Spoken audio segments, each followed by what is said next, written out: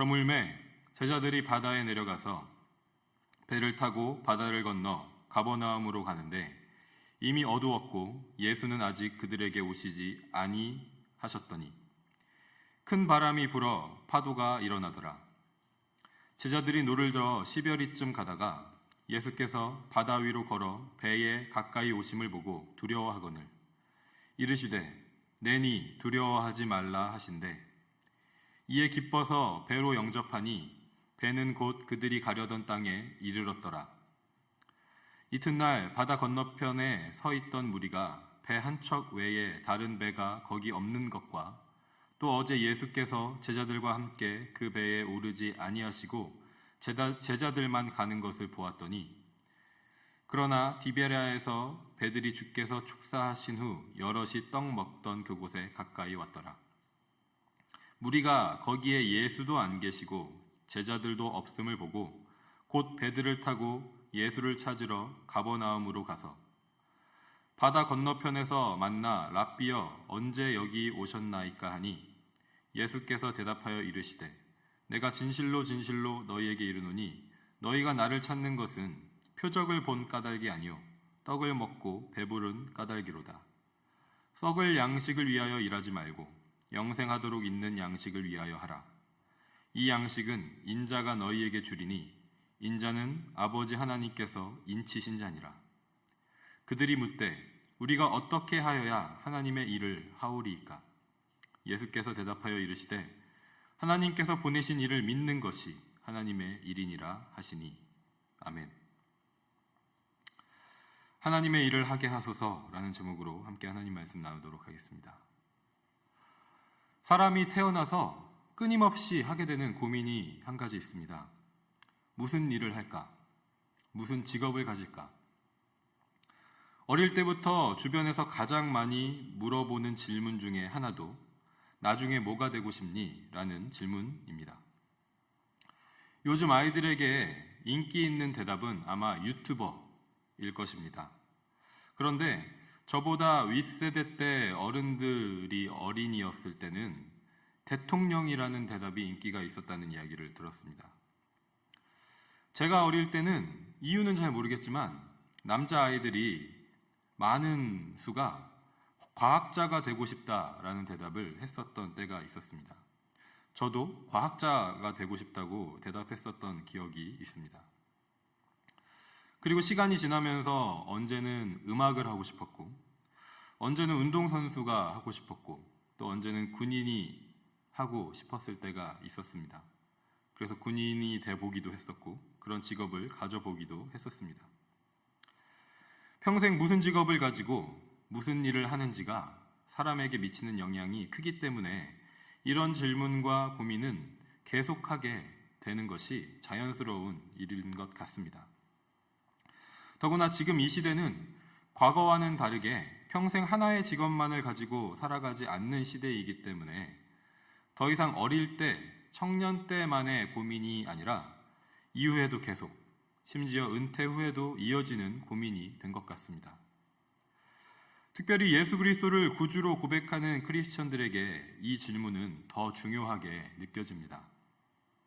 신앙생활과 일상생활 모두에서 믿음을 고백하는 삶을 살고 싶은 마음이 우리에게 있기 때문이죠. 제가 중학교 3학년 때 인격적으로 예수님을 만나고 예수님을 저의 구주로 고백한 그 직후에 저에게 첫 번째로 생긴 진지한 소망이 하나 있었습니다. 아마도 제가 세례교육을 받으면서 들었었던 것 같은데 여러분께서도 잘 알고 계신 웨스트민스터 소요리 문답 첫 번째 질문과 대답이 이것입니다. 사람의 제일 되는 목적이 무엇인가? 사람의 제일 되는 목적은 하나님께 영광을 드리는 것과 영원토록 하나님을 즐거워하는 것이다. 이것을 배우면서 저는 한 번 사는 인생 하나님께 영광 돌리는 삶을 살고 싶다는 소망이 생겼었고 인생의 중요한 선택의 순간마다 이 소망을 떠올리면서 한 걸음씩 걸어왔던 것 같습니다. 그래서 지금 현재 이 소망을 처음 가졌을 때는 상상할 수도 없었던 캐나다 에드몬튼 땅에서 하나님의 말씀을 전하고 있습니다. 저는 지금 저의 소망처럼 하나님께 영광 돌리는 삶을 살고 있는 걸까요? 오늘 말씀을 묵상하면서 이 질문을 스스로에게 해보게 되었습니다. 여러분께서도 스스로에게 함께 질문해 보시고 오늘 말씀을 통해서 하나님께서 주시는 답과 지혜를 나누는 은혜가 있기를 소망합니다. 어제 본문 요한복음 6장 1절부터 15절에는 예수님께서 5,000명을 먹이시는 오병이어의 표적을 보여주시는 장면이 기록되어 있습니다.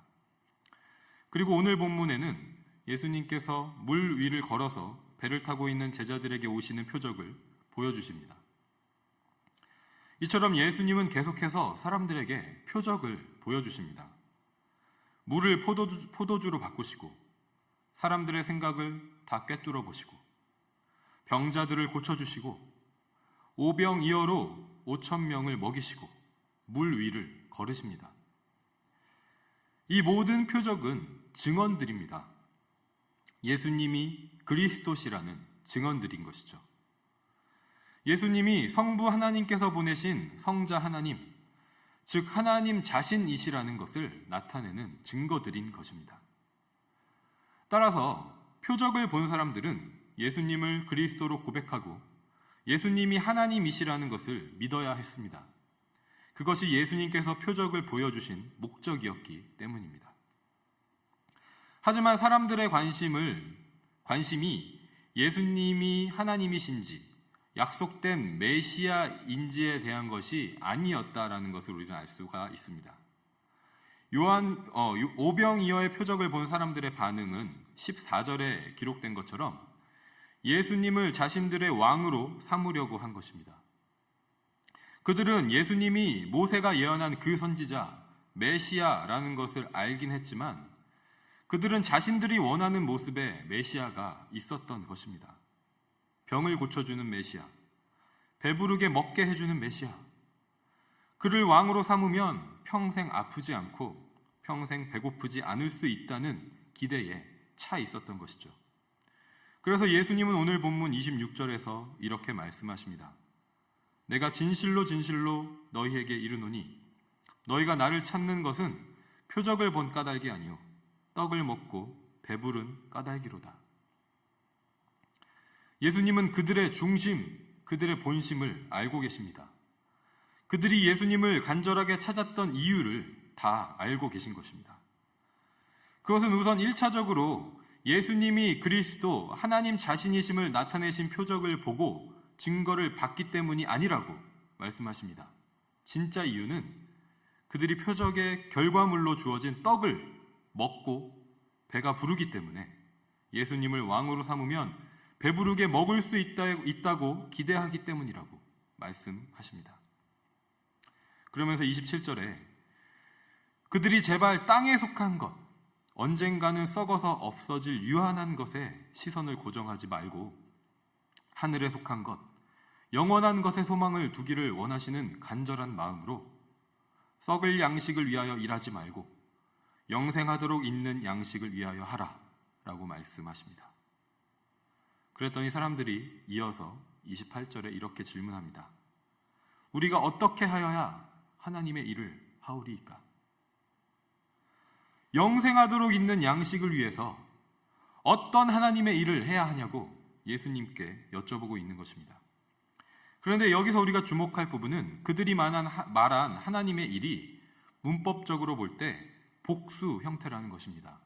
하나님의 일들이라는 것입니다. 따라서 이들의 질문은 어떤 율법적인 행위들, 종교적인 행위들, 신앙적인 행위들, 도덕적인 행위들을 해야 영생하도록 있는 양식을 얻을 수 있는지 질문하고 있는 것입니다. 율법을 행하는 것을 경건한 신앙의 기준으로 생각했던 유대인들이 할 수 있는 적합한 질문으로 들려집니다. 그들이 기대한 대답은 아마도 그들이 율법이 말하는 것이 뭔지 알면서도 실제로는 잘하지 못하고 있는 일들을 예수님께서 지적해 주시거나 아니면 여러 가지 일들 중에서 어떤 부분은 조금 부족하고 어떤 부분은 잘하고 있다라고 하는 그런 내용이었을지도 모르겠습니다. 그런데 예수님은 그들의 기대와는 전혀 관계가 없는 것 같은 대답을 하십니다. 29절에 하나님께서 보내신 일을 믿는 것이 하나님의 일이니라. 아멘. 여기에 기록된 하나님의 일은 문법적으로 단수 형태입니다. 따라서 하나님의 그 일은 단 하나라는 것이죠. 바로 하나님께서 보내신 자를 믿는 것. 성경에서 약속하신 대로 보내신 메시아, 그리스도, 예수님을 믿는 것. 그가 하나님 자신이심을 믿는 것이 바로 하나님의 일이라는 것입니다. 예수님의 이 말씀은 이미 5장 36절에서 하신 말씀과도 일맥상통합니다. 내게는 요한의 증거보다 더 큰 증거가 있으니 아버지께서 내게 주사 이루게 하시는 역사, 곧 내가 하는 그 역사가 아버지께서 나를 보내신 것을 나를 위하여 증언하는 것이요. 아멘. 성부 하나님께서 성자 하나님을 통해서 이루게 하시는 역사, 즉 예수님이 행하신 표적, 하나님의 일은 성부 하나님께서 예수님을 보내셨다라는 증언을 하고 있다라는 것입니다. 따라서 우리가 할 수 있는 하나님의 일은 이것 이하도 이상도 아닌 것입니다. 하나님께서 보내신 일을 믿는 것, 그것이 바로 하나님의 일이라는 것이죠. 사랑하는 성도 여러분, 저와 여러분은 지금 하나님의 일을 하고 있습니까? 우리도 본문에 기록된 사람들처럼 떡을 먹고 배부른 까닭에 예수님을 간절하게 찾고 있지는 않습니까? 그 떡을 계속 먹기 위해서 어떤 신앙적인 행위들, 종교적인 행위들을 열심히 해야 하는지 질문하고 있지는 않습니까? 그리고 그것들을 하고 있으면 하나님의 일을 하는 것이라고 스스로를 위안하고 있지는 않습니까? 우리가 하나님의 일을 이러한 관점에서 정의하고 이러한 기준으로 실천한 결과가 이 시대에 왜곡되어서 나타난 세상에서 바라보는 개신교 신앙의 모습인 것 같습니다. 집단의 영적, 물질적 유익만을 추구하는 것처럼 보이는 이기적인 종교인들로 비춰지고 있는 현실이 안타깝기만 한 그런 상황인 것 같습니다. 우리가 오늘 말씀을 통해서 다시 한번 하나님의 일이 무엇인지 진정으로 깨닫고 하나님의 일을 할 수 있기를 소망합니다. 하나님의 일은 하나님께서 보내신 자 예수 그리스도를 믿는 것이기 때문에 어떤 특정한 신앙적인 행위들에 갇힐 수 없는 줄 믿습니다. 신앙생활 따로, 일상생활 따로가 될 수 없는 것입니다. 심지어 우리는 신앙생활을 하고 있으면서도 그 중심에 하나님께서 보내신 자를 믿는 것이 아니라 썩어 없어질 것을 추구하면서 그 일을 행하고 있다면 그것은 하나님의 일이 아닐 수도 있다는 것입니다. 지금 캐나다 에드몬튼에서 말씀을 전하고 있는 저도 하나님의 일을 하고 있지 않을 수 있다는 것입니다.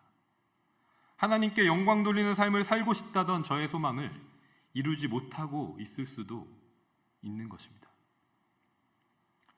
제가 좋아하는 성경 구절 중에 마태복음 24장 40절부터 42절 말씀이 있습니다. 제가 읽어드리도록 하겠습니다. 그때 두 사람이 밭에 있음에 한 사람은 데려가고 한 사람은 버려둠을 당할 것이요 두 여자가 맷돌질을 하고 있음에 한 사람은 데려가고 한 사람은 버려둠을 당할 것이니라. 그러므로 깨어 있으라. 어느 날에 너희 주가 임할는지 너희가 알지 못함이니라. 아멘. 마지막 날 예수님께서 재림하실 때에 대한 말씀입니다. 두 남자가 똑같이 밭에서 일을 하고 있습니다. 두 여인이 똑같이 맷돌질을 하고 있습니다. 그런데 한 사람은 예수님께서 데려가시고 한 사람은 버려둠을 당할 것이라고 말씀하십니다. 겉으로 보기에는 같은 일을 하고 있지만 누군가는 하나님의 일을 하고 있다는 것입니다. 하나님께서 보내신 자 예수 그리스도를 믿는 믿음으로 일상의 삶을 살고 있는 것입니다. 과거에 휴거라는 유명한 사건이 있었습니다.